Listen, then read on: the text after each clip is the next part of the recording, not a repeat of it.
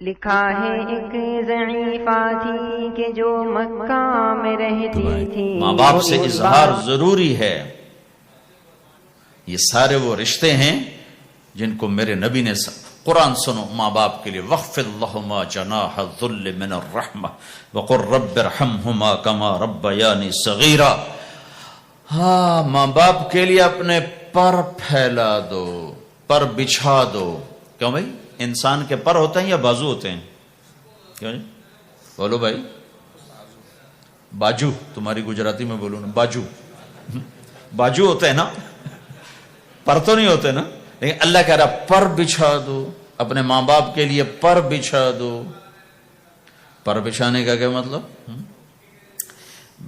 میں بتایا کرتا ہوں کہ اس آیت کو کسی تفسیر سے میں نہیں سمجھا، نہ کوئی تفسیر والا یہ تفسیر کی طرف جائے گا. یہ جو میرا کالج کا ایک دور ہے، ایک تبلیغ کا دور ہے. کالج دور میں جب ہمارے گاؤں کے قریب دریائے راوی ہے، اس کے کنارے جنگل تھا بہت بڑا، اس میں ہم شکار کھیلنے جاتے تھے. ایک ایک ہفتہ جنگل میں پڑے رہتے تھے.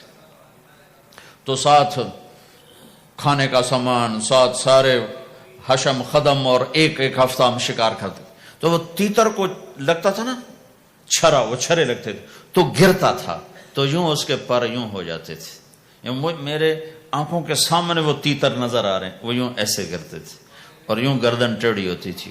اور اس کا مطلب یہ ہوتا تھا کہ اب میں تیرے بس میں ہوں، ذبح کر یا چھوڑ دے، میرا بس ختم ہو چکا. تو آئے ہائے ہائے قربان جاؤں قرآن کی خوبصورتی پر. میرا رب کہتا ہے اپنے پروں کو بچھا دے ماں باپ کے آگے، جیسے زخمی پرندہ تیرے آگے بچھ جاتا ہے کہ ذبح کر دو صاحب، بھون کے کھا یا کباب بنا کے کھا، اب تیرے حوالے ہوں. ایسے ہی ماں باپ کے آگے یوں ہو جا. کیا خوبصورت تعبیر کی ہے. لا تقل لہما اف، اون بھی نہ کر. آپ نے فرمایا کاش میرے والدین ہوتے. تمنا کی. 2 مہینے کے تھے ماں کے پیٹ میں تو باپ کا انتقال ہو گیا، یا اور نہیں تو میری ماں تو ہوتی، میری ماں تو ہوتی.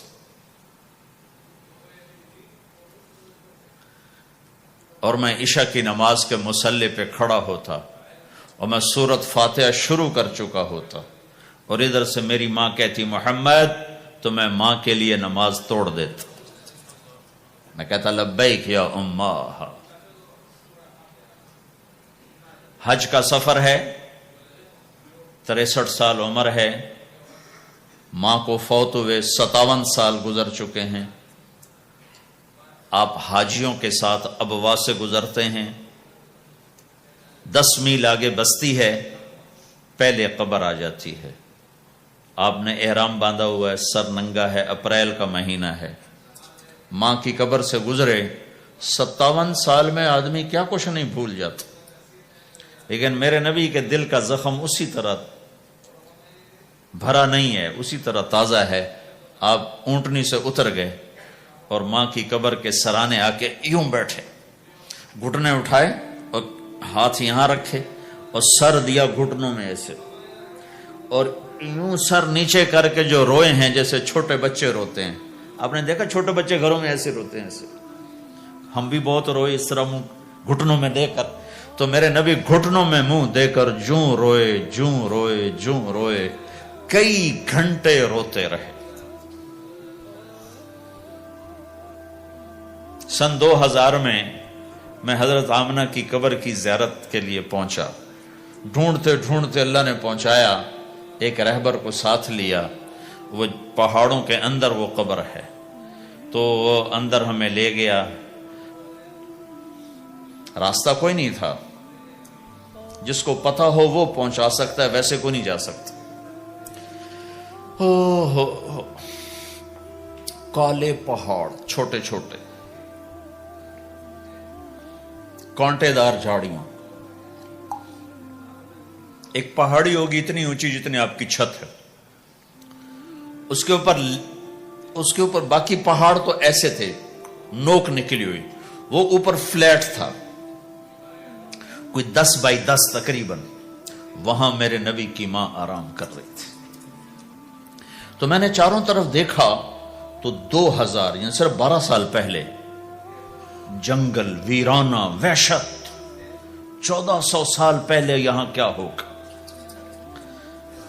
میں اللہ کی بے نیازی سے کانپ رہا تھا کہ میرے رب، جس کی خاطر تو نے کائنات بنائی، یہاں اس جنگل میں اس پہ اتنا امتحان ڈالا، وہ بھی 6 سال کی عمر میں.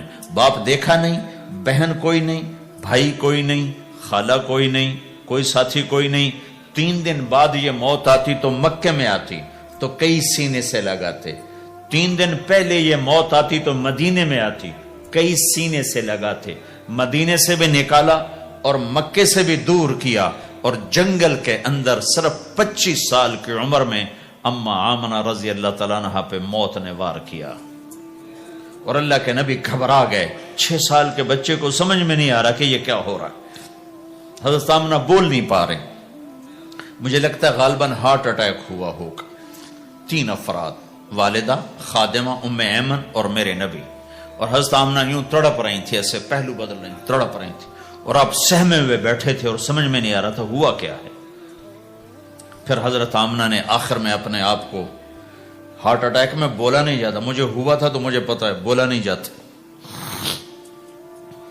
آخر بجھتی شمع بھڑکی کا بیٹا، ہر زندہ نے مرنا ہے، ہر جوانی نے ڈھلنا ہے، اور لگتا ہے میرے جانے کا وقت آ چکا ہے. ولد تو طہرن، تو ایسا پاک ہے کہ تیرے ذریعے سے سارا عالم پاک ہوگا. اور شمع بجھی اور چھوٹا سا معصوم بچہ ماں کے سینے پر سر رکھ کے جو رویا ہے. کاش تم اس جگہ پہ ہوتے. اس خوبصورت ملک میں تم ابوا کو کیسے جانو، اور میں تمہیں کیسے بتاؤں. میں ہزاروں دفعہ یہ قصہ سنا چکا ہوں. مجھے ہر دفعہ رونا آتا ہے کہ میں وہاں اپنے آپ کو محسوس کرتا ہوں کہ ہائے، یہاں اس جگہ اتنا بڑا امتحان، اور صرف 6 برس کا. کون وہاں قبر بنانے آیا؟ کوئی گزرے ہوں گے، ویسے تو کسی کے بس میں نہیں وہاں قبر بنانا. جب پہاڑ سے نیچے اترے تو ہمارے نبی پھر بھاگے. جب ام ایمن اوپر پہنچی ہیں تو کیا منظر تھا کہ ابوا کے پہاڑ بھی روئے اور زمین آسمان بھی روئے اور ہر پتھر رویا کہ 6 سال کا معصوم بچہ 2 جہان کا سردار ہے، جنت کا چابی بردار ہے، اللہ کا جھنڈا ان کے ہاتھ میں ہوگا، شفاعت ان کی کہ طفیل حساب ہوگا، ان کی شفاعت کے ساتھ پل پار ہوگا، ان کے صدقے جنت کا دروازہ کھلے گا، ان کے صدقے جنت میں داخلہ ہوگا، ان کے صدقے گناہوں کی معافی ہوگی. اور اتنی بڑی ہستی والضحی واللیل اذا سجا کا ٹائٹل لینے والا، وما ارسلناک الا کافۃ للناس بشیرا ونذیرا کا ٹائٹل لینے والا 6 سال کا بچہ. مجھے دیکھو، ماں کی قبر کو سینے سے لگایا ہوا تھا اور اس کے اوپر لیٹے ہوئے تھے.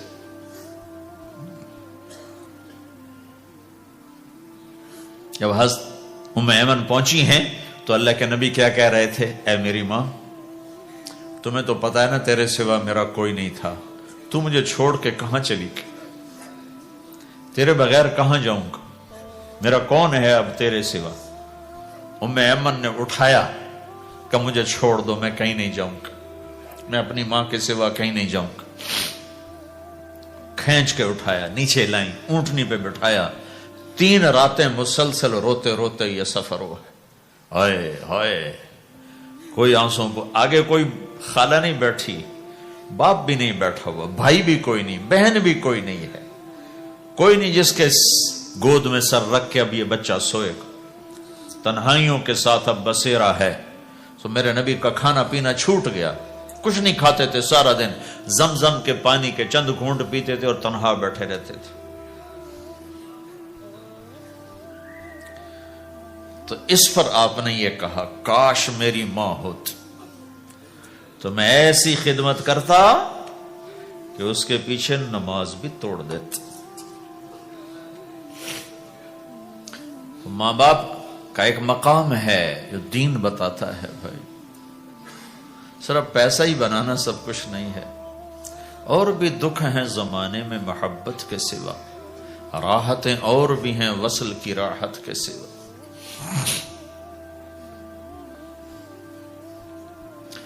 ماں باپ کا ایک مقام ہے، ان کو مقام دو، لیکن ماں کی وجہ سے بیوی پہ ظلم نہ کرو. بیوی کے عشق میں ماں پہ زیادتی نہ کرو. یہ گھر کی معاشرت ہے، یہ گھر کی زندگی ہے.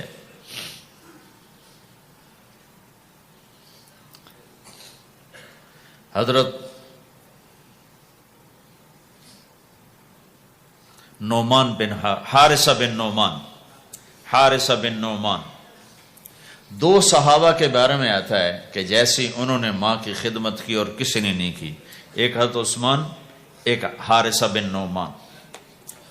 حارثہ بن نعمان کے بارے میں تو آپ نے کہا میں جنت میں گیا تو میں نے قرآن کی تلاوت سنی. تو میں نے کہا یہ کون تلاوت کر رہا ہے؟ کہا جی حارثہ. کہا حارثہ تو مدینے بیٹھا ہے، یہاں تلاوت کیسے؟ تمہیں سنانے کے لیے کتنا بڑا سپیکر لگا ہوا ہے، اس ساتویں آسمان پر جنت ہے.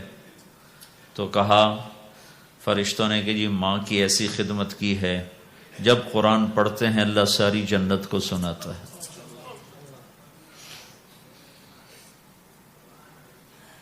تو جن کے والدین یہاں ساتھ ہیں وہ انہیں غنیمت جانو، ان کی خدمت کرو. کبھی عرش پر، کبھی فرش پر، کبھی ان کے در، کبھی در بدر. غم عاشقی تیرا شکریہ میں کہاں کہاں سے گزر گیا. کبھی راستوں میں تنہا، کبھی ہوں ورود صحرا. میں جنوں کا ہم سفر ہوں، میرا کوئی